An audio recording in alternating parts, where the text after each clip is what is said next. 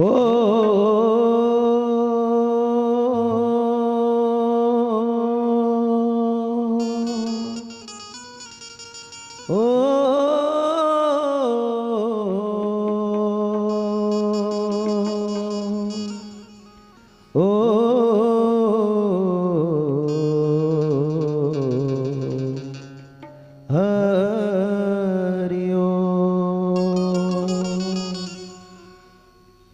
एक दंताय लंबोदरा गौरी सुतम विनायक रिद्धि सिद्धि बुद्धि प्रदाता गणपति नमस्तुते। धन्य धन्य यह देश को औ धन्य पलारी ग्राम। धन्य धन्य यहाँ के नर नारी भैया जो लेवती राम के नाम। कवर्धा के भोरम राजा सुन ले मोर गुहार। रामचरित्र के आसन में भोले रखबे मोरे लाज लखन सिया राम चंद्र की जय। परम पवित्र ग्राम पलारी यहाँ उपस्थित समस्त माताओं बहनों के पावन चरणों में कोटि से नमन। पिता तुल्य सज्जन वृंद के पावन चरणों में कोटि से नमन। इस मंच को संचालन करने वाले बसंत भैया के भी पावन चरणों में कोटि से नमन। समस्त मंडली के हाव भाव चाल ढाल सुर लय ताल आदि को परखने वाले निर्णायक बंधुगण के भी पावन चरणों में कोटि से नमन करते हुए बहुत ही सुंदर आपने कथा प्रसंग हमें प्रदान किया है। लंका कांड दोहा क्रमांक 102 कि खैची सरासन श्रवण लगी, खैची सरासन श्रवण लगी और छाड़े सर 31 रघुनायक सायक चले मानहु काल फणी। कथा प्रारंभ करने से पहले गणेश जी को मनाते हुए एक सुंदर सा भजन।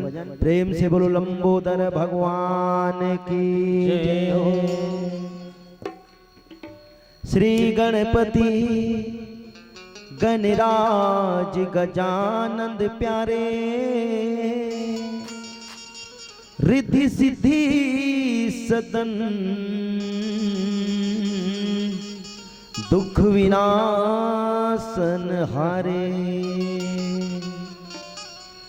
वक्रतुंड महाकाय सूर्यकोटि समप्रभा निर्विघ्नं कुरु मे देव सर्वकार्येषु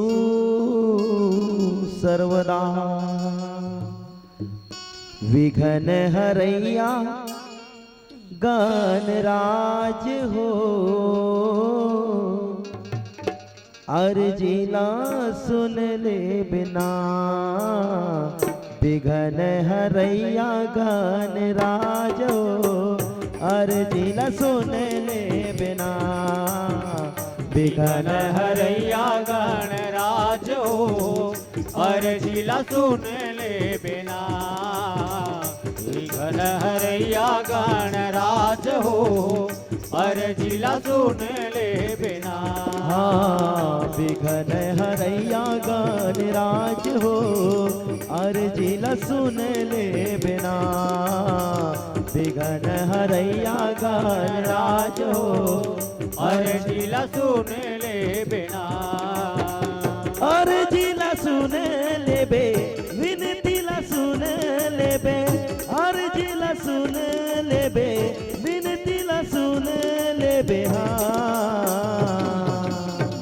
पहली सुमरनी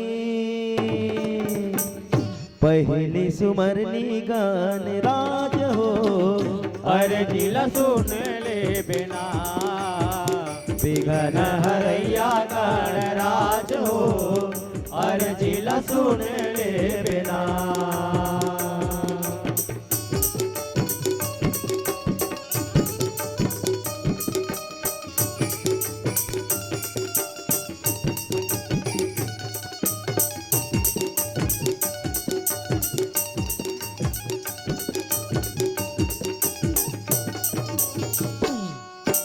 माता तोर पार्वती पिता महादेव है, लड्डुअन के भोग लगे संत करे सेवाए, लड्डुअन के भोग लगे संत करे सेवाए।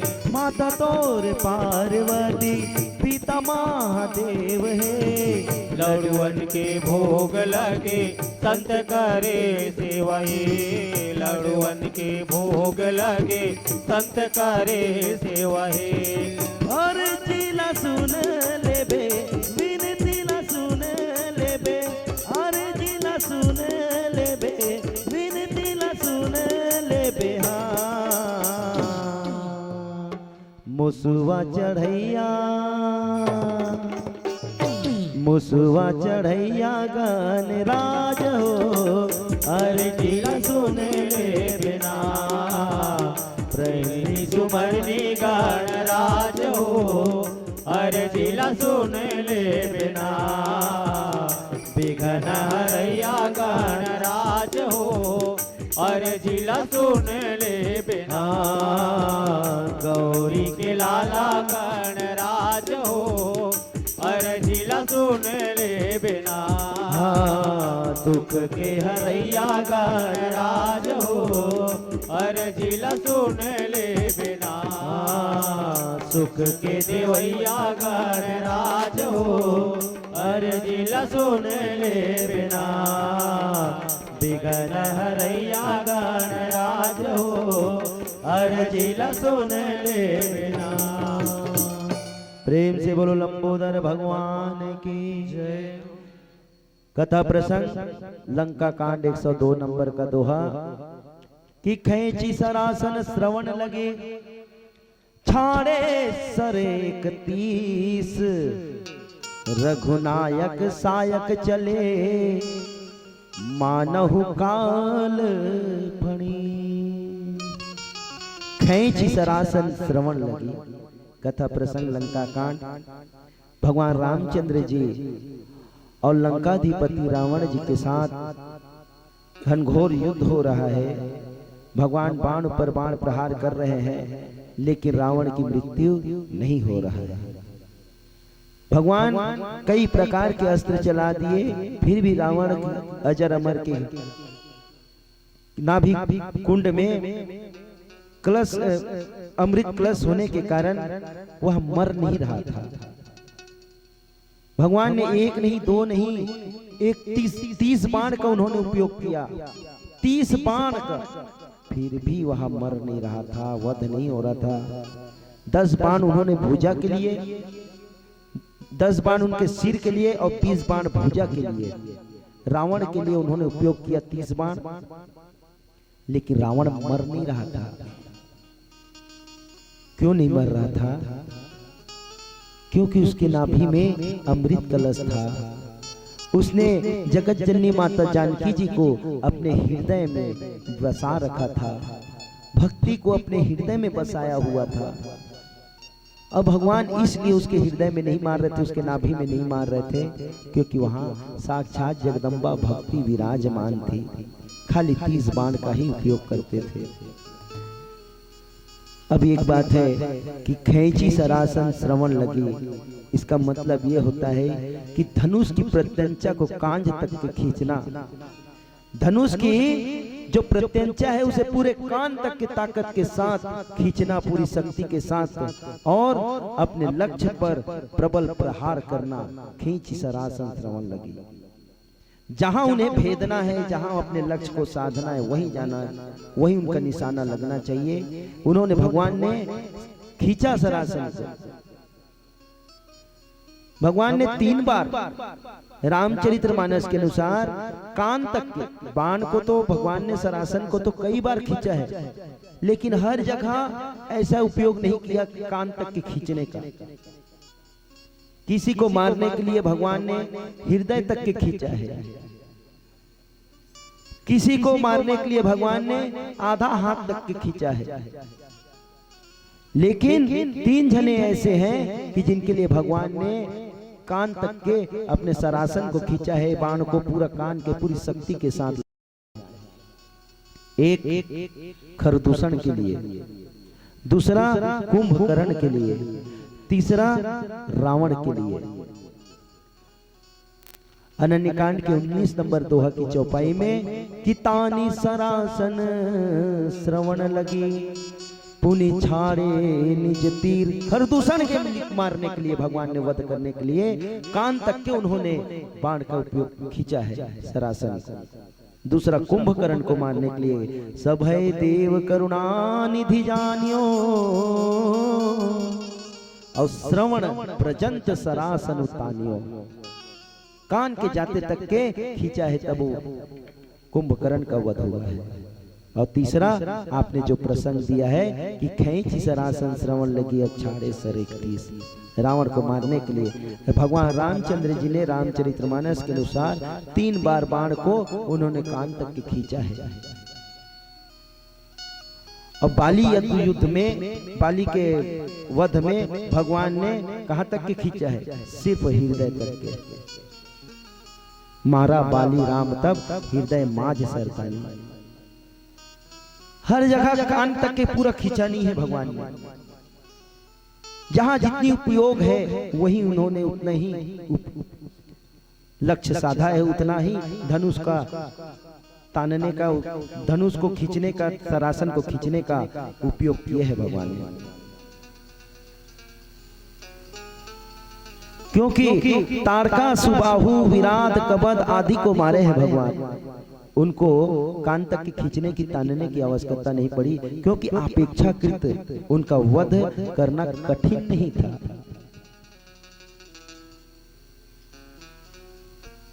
इसका मतलब यह होता है कि मनुष्य को अपनी आवश्यकता जो है, अपना जो खर्चा है, अपनी आर्थिक स्थिति के अनुसार ही करना चाहिए। अपने धन का उपयोग जो है बेवजह फालतू चीजों में नहीं करना चाहिए। जितनी आवश्यकता है, जहां जितनी जरूरत है, उतना ही अपनी धन का उपयोग करना चाहिए, उतना ही खर्च करना चाहिए।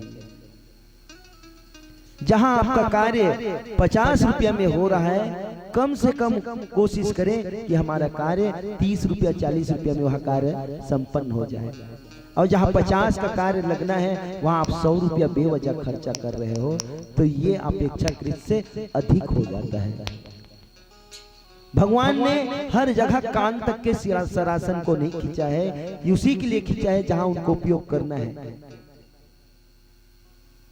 जीव को भी अपना खर्चा को अपने आवश्यकता अनुसार, अपनी परिस्थिति अनुसार ही करना चाहिए।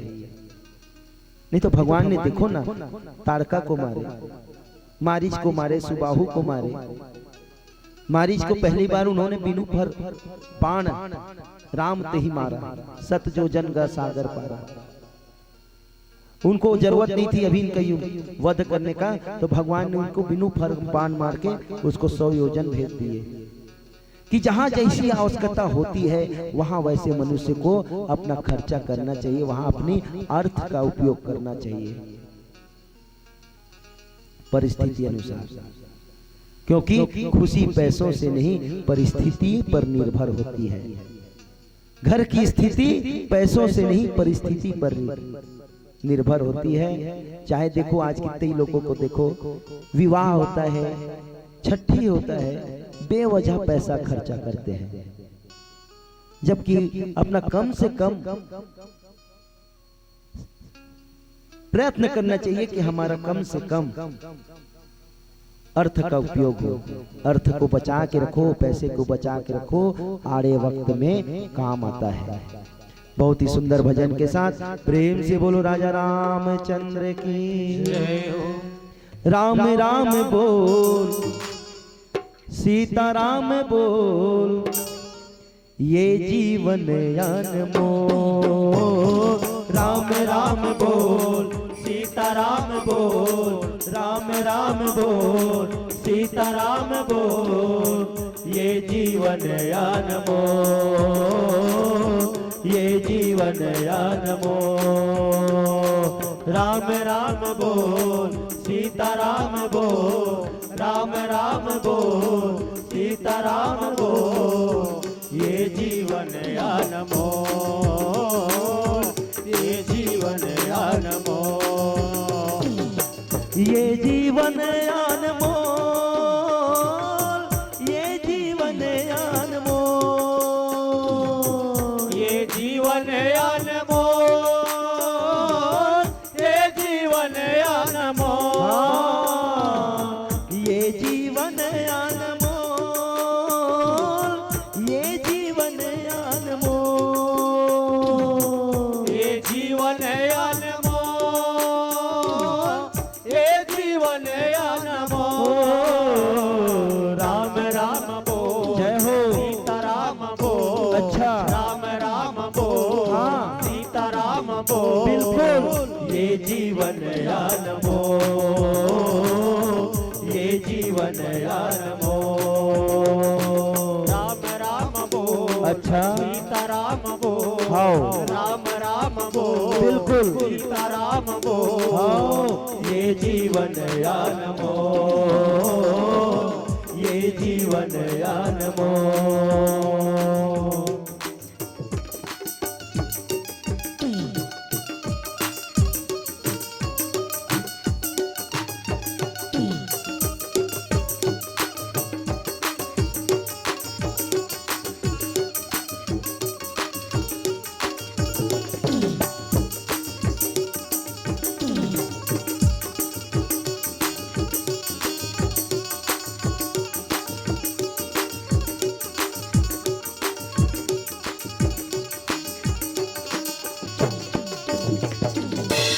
लख 84 भोग के मनवा मानुष तन ला पाए। लख 84 भोग के मनवा मानुष तन ला पाए। मोह माया के जाल में फंस के वीरताए ना गवाए। मोह माया के जाल में फंस के बिरथाए ला गवाए। लख 84 भोग के मनवा मानुष तन ला पाए। मोह माया के जाल में फंस के बिरताए ला गवाए। ए भैया ए बहनी सुन भैया सुन दैनी मन के आही को। राम राम बोल, सीताराम बोल, राम राम बोल, सीताराम बोल, ये जीवन अनमोल, ये जीवन अनमोल। राम राम बोल, अच्छा। सीताराम बोल, हाँ। राम राम बोल, हाँ। सीताराम बोल, बिल्कुल। ये जीवन अनमोल, ये जीवन अनमोल।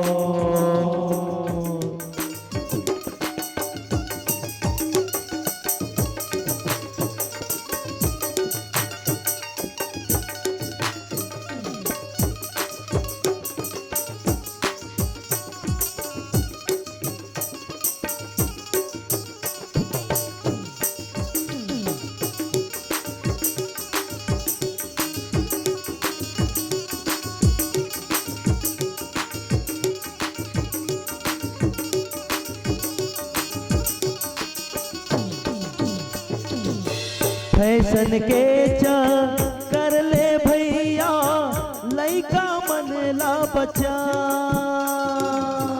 फैशन के कर ले भैया लइका मन ला बचा। धर्म के संस्कार ज्ञान ल दे के जीवन सजा।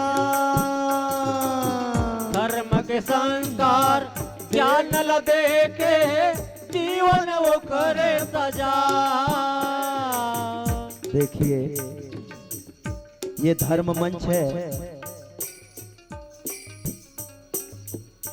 आप सभी उन माता पिता से निवेदन है, अर्जी है, विनती है कि आप अपने बच्चे को संस्कारवान बनाइए, आप अपने संतान को ज्ञानवान बनाइए, आप अपने संतान को विवेकवान बनाइए।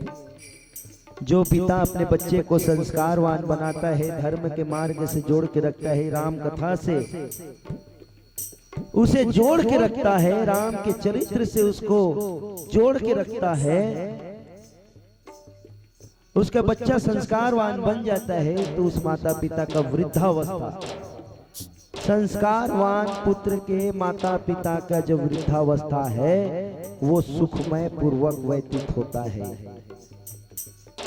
जो पिता अपने बच्चे को संस्कारवान बनाता है उसका वृद्धावस्था सुखमय पूर्वक व्यतीत होता है, और जिसके बच्चे संस्कारित नहीं है, विवेकवान नहीं है, जो अपने बच्चे को संस्कारवान नहीं बनाया, धर्म के मार्ग से नहीं जोड़ा, विवेकवान नहीं बनाया, फिर वो माता पिता वृद्धावस्था में रोने के लिए तैयार रहे।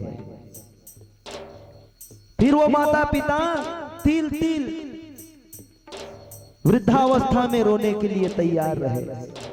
आप अपने बच्चे को संस्कारवान बनाइए, इस धर्म मंच से जोड़िए, इस धर्म के मार्ग में उसे लगा के रखिए।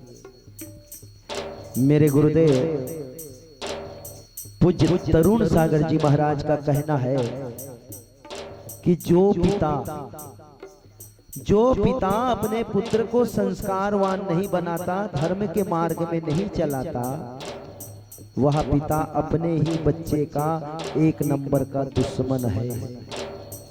अपने बच्चे को संस्कारित ही नहीं किए तो क्या अपने जीवन का वह प्रोग्रेस करेगा, क्या अपने जीवन में वह उन्नति करेगा, और क्या आपका जीवन का सेवा करेगा वृद्धावस्था में। इसलिए आप अपने बच्चे को गलत संगति से बचा के रखिए, ऐसे फैशन के चक्करों से बचा के रखिए, ताकि उसका जीवन, उसका भविष्य उज्जवलमय हो। फैशन के चक्कर से भैया लइका मन ना बचा, फैशन के चक्कर ले भैया लइका मन ला बचा। धर्म के संस्कार ज्ञान ल देके जीवन ओकरे सजा। धर्म के संस्कार ज्ञान ल देके जीवन ओकरे सजा। लाइए अपने छोटे छोटे बच्चों को, लाइए इस धर्म मंच में, लाइए, छोड़ दीजिए दौड़ने दो, उधम मस्ती कर रहे करने दो, बदमाशी कर रहे इस धर्म मंच के सामने करने दो, छोटे छोटे बच्चे को जितना धुमा चौकड़ी कर रहे करने दो। कहीं इन बच्चों को ये धर्म का रंग कहीं चढ़ गया तो दारू भट्टी में ताला लगने में टाइम नहीं लगेगा। कहीं आपके बच्चे में धर्म का बीजारोपण हो गया तो दारू भट्टी में ताला लगने में टाइम नहीं लगेगा। सुन भैया सुन बहनी, सुन भैया सुन बहनी, मन के आँखी को राम राम बोल, सीता राम बोल, राम राम बोल, सीता राम बोल। ये जीवन यान मोर, ये जीवन यान मोर, ये जीवन यान मोर, ये जीवन यान मोर, ये जीवन यान मोर, ये जीवन यान मोर। खैंची सरासन श्रवण लगी छाड़े सर 31 बाण का उपयोग किया है भगवान ने। ये 31 है क्या चीज, 31 है क्या चीज? 31 जो है ये शरीर का स्तंभ है। इस शरीर जो हमारा जो ये पंच भौतिक शरीर जो है, स्थूल शरीर है, यह 31 स्तंभ पे टिका हुआ है, जिसमें 5 कर्में 10 बाण जो भगवान ने उपयोग किया है रावण के सिर को काटने के लिए, वो 10 बाण का जिसने उपयोग किया है भगवान ने, उसमें 5 बाण कर्मेंद्री का है और 5 ज्ञान इंद्रिय का है। 5 ज्ञान इंद्रिय का है या 5 कर्म इंद्रिय का है। ये 10 बाण भगवान का सिर काटने का किया है। 5 कर्म इंद्रिय कौन? आंख, नाक, कान, जीव और स्पर्श। हमारे जैन धर्म में भी 5 इंद्रिय बताए गए हैं। ज्ञान इंद्रिय, रसना इंद्रिय, चक्षु इंद्रिय, स्पर्श इंद्रिय और मन इंद्रिय। ये 5 जो कर्म इंद्रिय है, इस पर जीव को अपना वश करके रखना चाहिए। सबसे ज्यादा वश मन पे वश करना चाहिए। 5 ज्ञानेंद्रिय, वात, पानी, गुदा, उपस्थ, ये हुए 10 बाण। अब 20 बाण का उपयोग भगवान ने भुजा काटने के लिए किए कर्म का। वो क्या है? जिसमें 7 धातु है। 20 बाण में 7 धातु है, 5 कोष है, 4 अंतःकरण है और 4 अवस्था है। 4 अवस्था कौन सा? जागृत, स्वप्न, सुसुप्ति और तुर्या। 112 नंबर के दोहा में है उत्तरकांड का। चारों अवस्था के बारे में बहुत ही अच्छे ढंग से बताया है। 4 अंतःकरण कौन सा है? 4 अंतःकरण है मन, बुद्धि, चित्त और अहंकार। इन चारों पे जीव को विजय प्राप्त करके रखना चाहिए। अब बचा 5 कोष। 5 कोष कौन सा? अन्नमय, प्राणमय, मनमय, विज्ञानमय और आनंदमय। ये 5 कोष है, पर 7 धातु है क्या चीज? इस शरीर में 7 धातु है क्या चीज? मज्जा, अस्थि, हड्डी को बोलते हैं मज्जा, अस्थि, मेघ, मांस, चर्म, रक्त और ये शरीर में जो ऊपर में जो चमड़ी है वो त्वचा।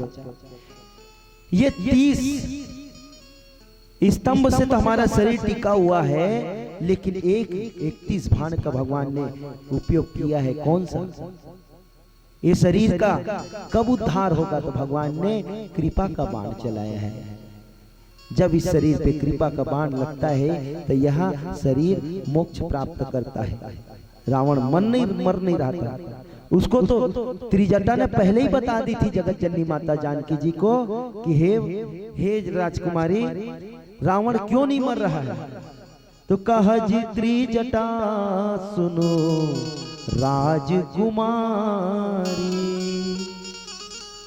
रावण का युद्ध हो रहा है, पूरा वर्णन बता रही है, लेकिन रावण मर नहीं रहा है करके ये भी बताई त्रिजटा ने कि कह त्रिजटा सुनो राजकुमारी, उरसर लागत मरई सुरारी। उसके हृदय में कहीं बाण लग जाए, उसके नाभि में कहीं बाण लग जाए तो मर जाएगा रावण। लेकिन रावण ने अपने हृदय में तो आपको बसा के रखा है। हे जानकी जी, आप भक्ति को अपने हृदय में बसा के रखा है, इसलिए वहां मर नहीं रहा है। कि प्रभु ताते उर हतई न तेहि। भगवान जान रहे हैं कि इसके हृदय में मेरी भक्ति विराजमान है। मेरी सीता को इसने अपने हृदय में बैठा के रखा है। और जहां हृदय से सीता निकली, भक्ति निकली, तो यही के हृदय बसती बैदेही। उसके हृदय में बैदेही बैठी हुई थी, विराजमान थी, इसलिए भगवान उसके हृदय में बाण नहीं चला रहे थे, उसके नाभि में बाण नहीं चला रहे थे। भगवान कई प्रकार के प्रयत्न करते हैं, कई प्रकार के प्रयत्न करते हैं, लेकिन वहां रावण भक्ति को छोड़ने का नाम ही नहीं ले रहा था। रामचरितमानस के अनुसार रावण को 14 लोगों ने 17 बार समझाया कि भक्ति को आप छोड़ दीजिए, जगत जननी माता जी को आप भगवान रामचंद्र जी को साथ सम्मान लौटा दीजिए। आपको भक्ति चाहिए ना, तो भक्ति ऐसी थोड़ी मिलेगी, छीन कर झपट कर चोरी करके थोड़ी मिलेगी। आप माता सीता को, जगत जननी माँ सीता को, भक्ति को माँ समझ लीजिए। माँ समझ के आप उनके चरणों में अपने मस्तक झुका दीजिए, उनके चरण कमल से आप प्रेम कीजिए, स्वयं भक्ति माता सीता आपको प्राप्त हो जाएगी। लेकिन रावण का जो तरीका था, रावण का जो नियम था वो दूसरा था, अहंकार के कारण।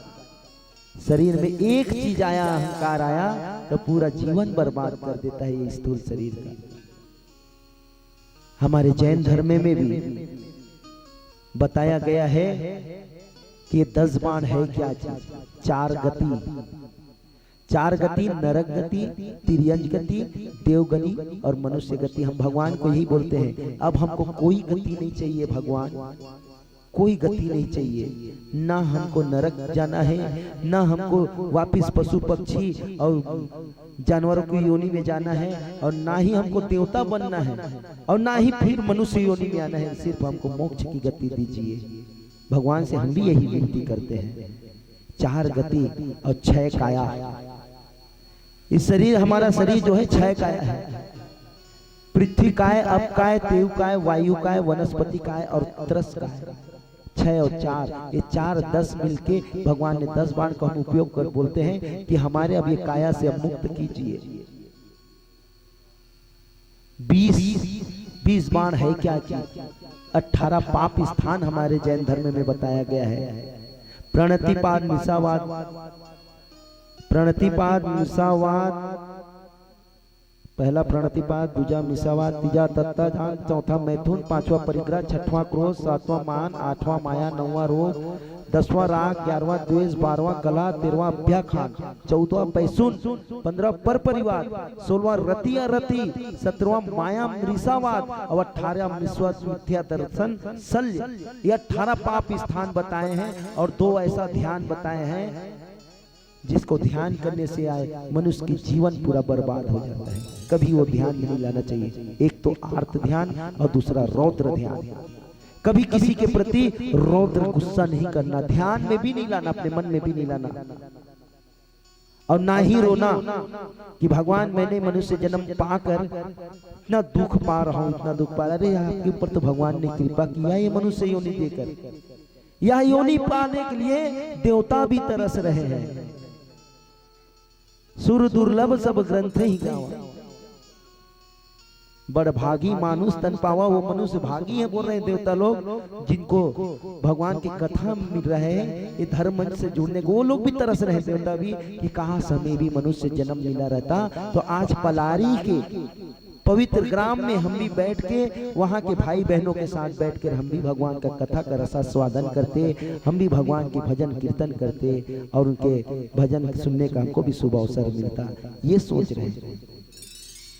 भगवान ने हम पे कृपा की मनुष्य जन्म देकर। इस प्रकार से इसमें एक शब्द और आया है, रघुनायक। नायक का मतलब क्या होता है? नायक का मतलब होता है जो सर्वगुण संपन्न हो। नायक का मतलब जो सर्वगुण संपन्न हो, जिसको आप इंग्लिश में कहते हैं हीरो। भगवान राम जैसा हीरो कभी हुआ न है और ना ही होगा। एक अंतिम भजन के साथ प्रेम से बोलो राजा रामचंद्र की। पलारी के सुंदर नजारों में क्या भव्य मंच आपने सजाया है। गुरु ग्रंथ साहिब में एक बात आई है, बहुत ही अच्छी बात आई है। हम बस सुने थे कि पलारी में मंच सजता है, छत्तीसगढ़ का भव्य मंच माना जाता है, और आज हमने देख लिया तो वो श्री गुरु ग्रंथ साहिब की वाणी याद आ गई कि जिण खोजा तिण पाइया। जैसा खोजा था उससे भी अच्छा पाया। क्या नजारा आपने सजा के रखा है अपने ग्राम में। आहा, पलारी के सुंदर नजारों में हे राम मेरा मन तुझे ढूंढे इन बहारों में। हे राम मेरा मन तुझे ढूंढे इन बहारों में। पलारी के सुंदर नजारों में, पलारी के सुंदर नजारों में हे राम मेरा मन तुझे ढूंढे इन बहारों में। हे राम मेरा मन तुझे ढूंढे इन बहारों में। हे राम